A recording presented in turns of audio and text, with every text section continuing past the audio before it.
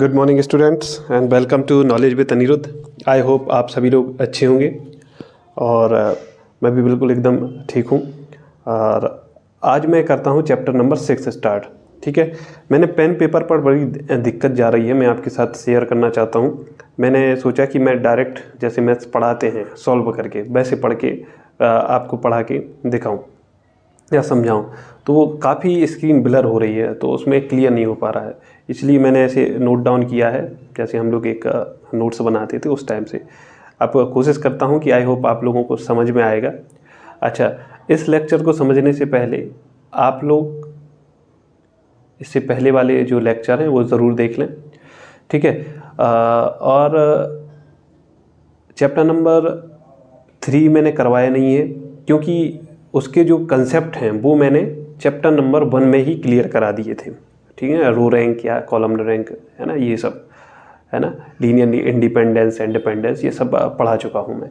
और रही chapter number 4 मैंने करवा दिया है clear, and chapter number 5 and 7, 8, 9 ये मैं सबसे लास्ट में कराऊंगा।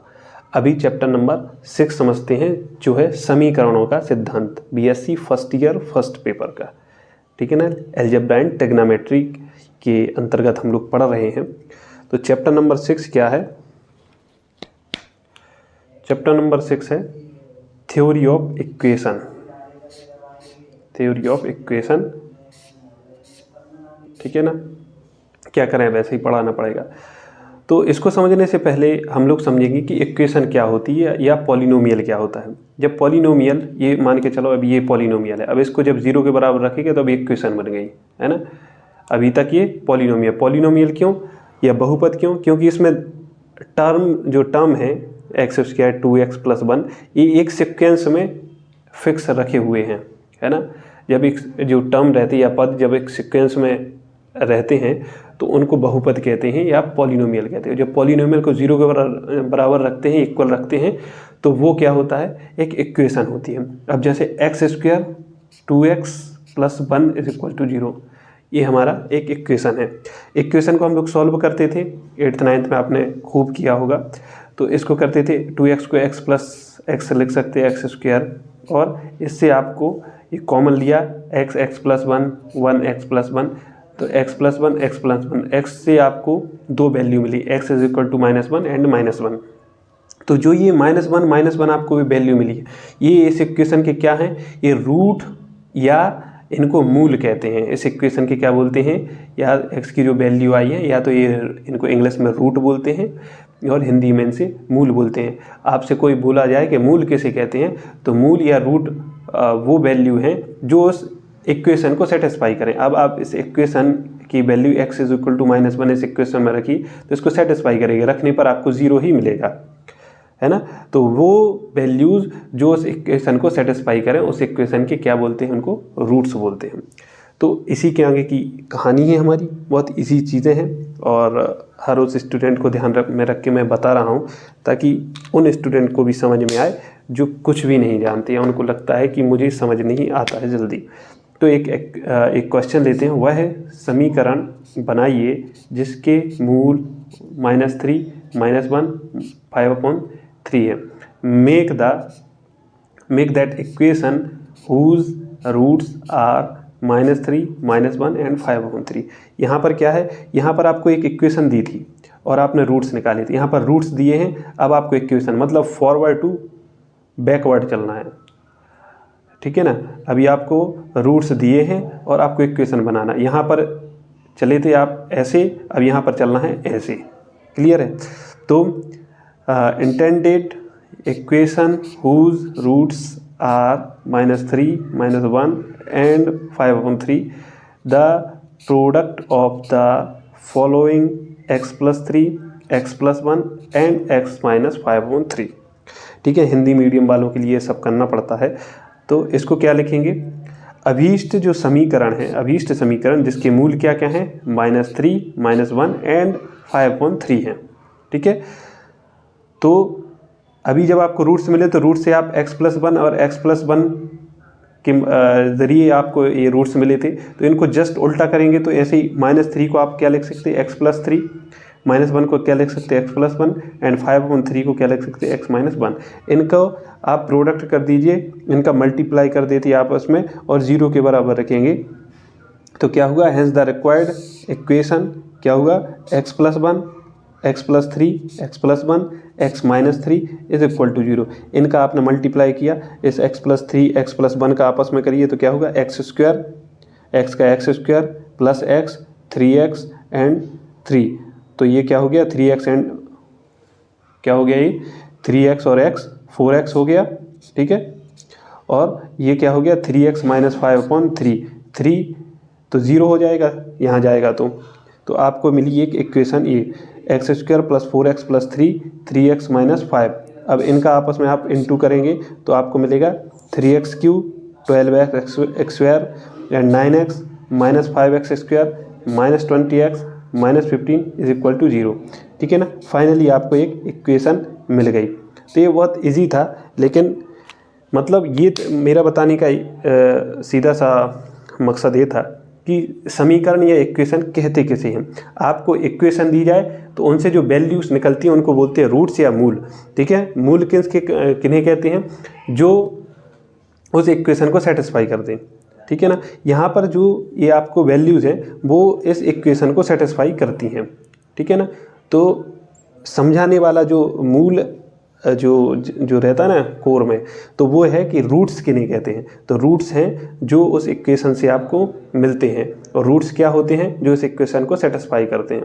तो यहाँ पर आपको रूट्स दिए थे, इक्वेशन बनाना था। यहाँ पर आपको इक्वेशन दिए हैं और रूट्स बनाना है, ठीक है ना। तो इक्वेशन के रूट्स क्या है, x-1 x-1। अब आपको यहाँ पर रूट्स ऑलरेडी दिए हैं, इक्वेशन आपको बनाना है। तो इक्वेशन कैसे, जैसे यहाँ पर आने की जो आपकी प्रोसेस थी वो आपको सेम उल्टा चलना है, इस प्रोसेस से इस प्रोसेस पर पहुँचना है।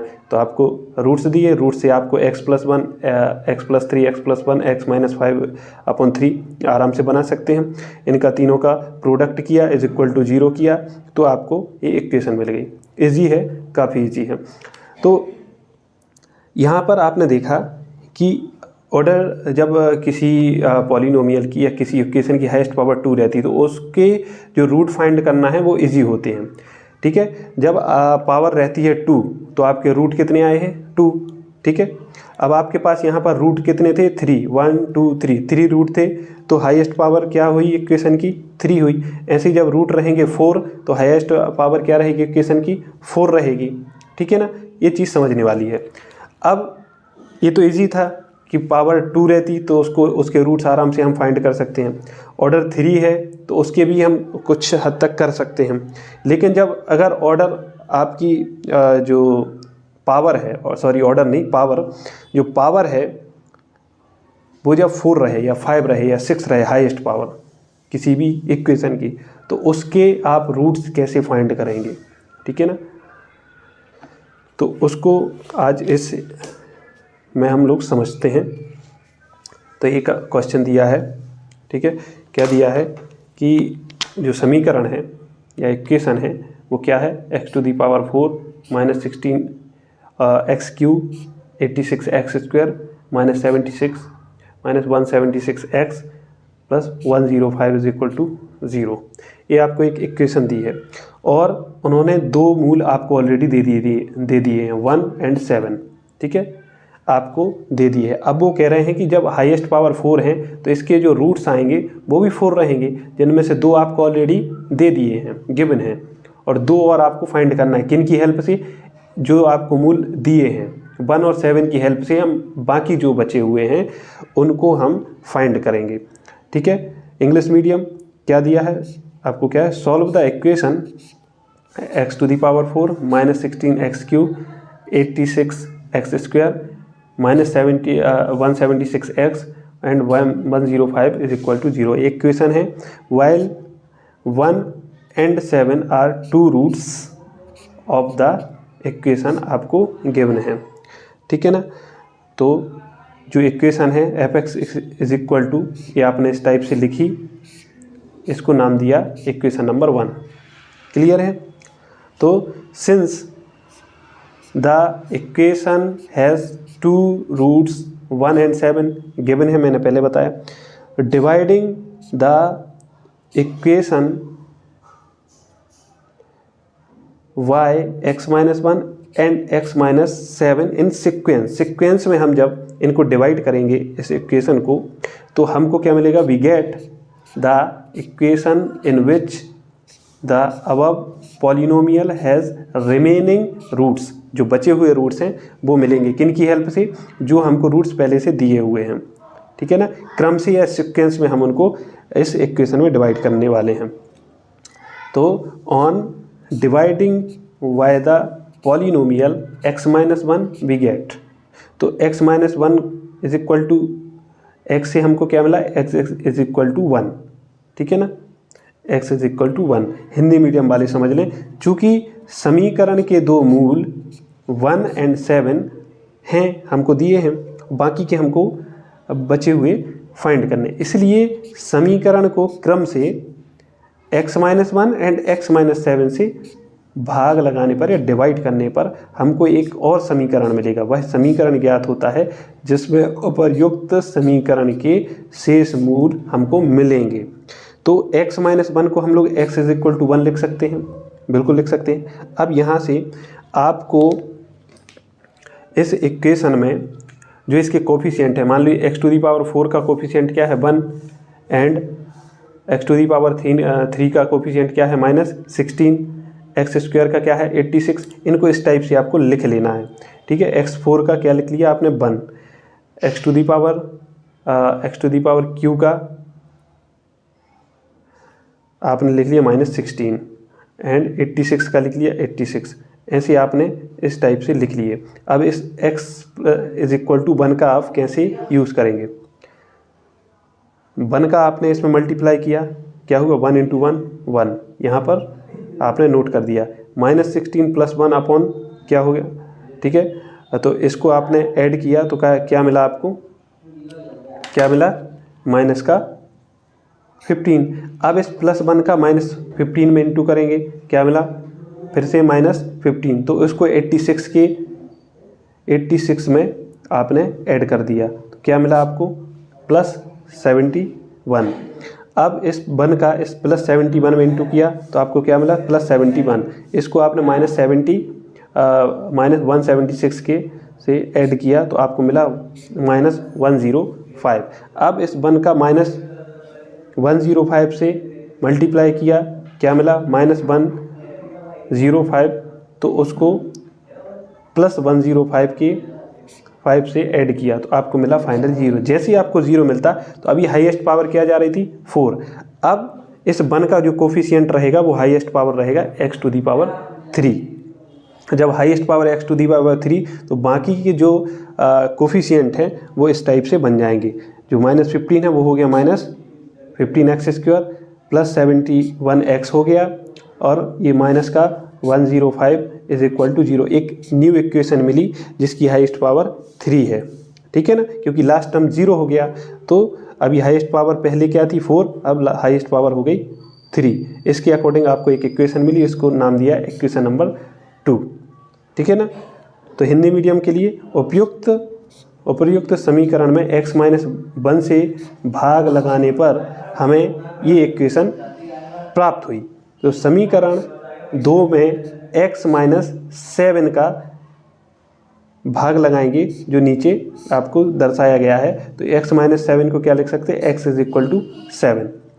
इंग्लिश मीडियम के लिए language, on dividing by x minus 1 in the above equation we get x³ minus 15x² plus 71x minus 105 is equal to 0। ये इक्वेशन आपको मिली। तो अब इसमें हम क्या करेंगे, x माइनस जो 7 जो सेकंड वाला रूट्स था उससे डिवाइड करेंगे, सेम इसी प्रोसेस से। तो the part of x minus 1 in equation 2 is shown below x is equal to 7, ठीक है। x माइनस 1 का अब इस वाली इक्वेशन में जो हमको मिली है उसमें फिर से इसी प्रोसेस से डिवाइड करेंगे, ठीक है ना। तो जैसे अभी हमने उसके कोफिशिएंट लिखे थे, अभी जो न्यू इक्वेशन मिली है इक्वेशन नंबर 2, उसको हम इस टाइप से फिर से लिखेंगे।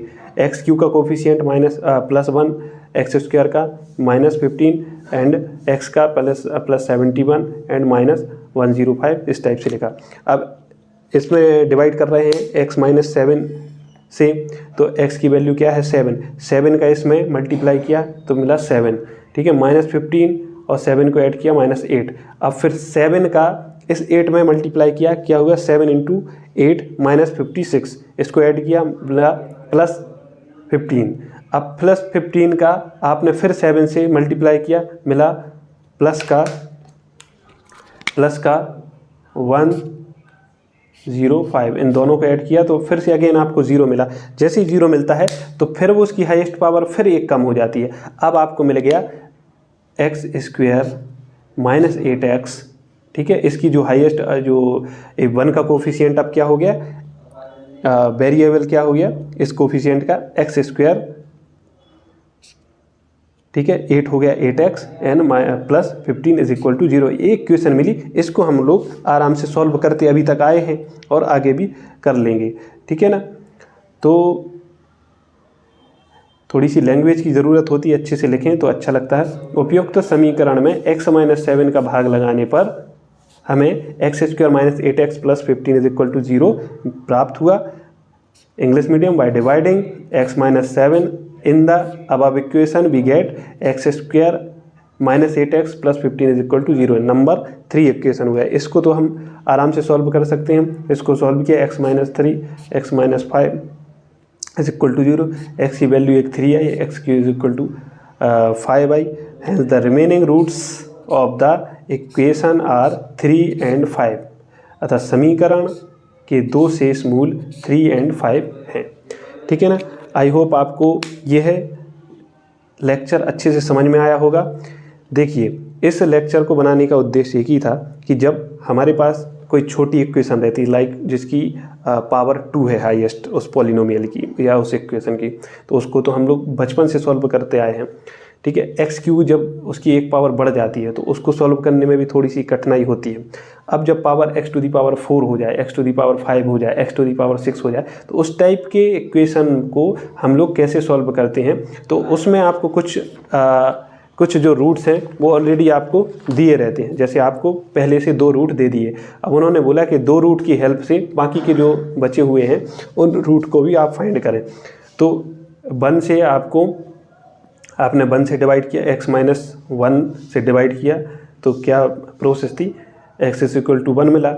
1 से आपने 1 मल्टीप्लाई किया तो 1, फिर इसको ऐड किया तो -15, फिर जो 1 है उसका -15 से किया तो आपको अगेन -15, तो +71, फिर प्लस से किया तो +71। इस टाइप से आपको जब 0 मिल जाता है, लास्ट का जो टर्म रहता है ना, ठीक है, तो वो जैसे 0 हो जाता है तो जो पावर होती है x⁴ थी जैसे हमारी इक्वेशन में पहले, ठीक है, वो एक कम हो गई अब आपकी।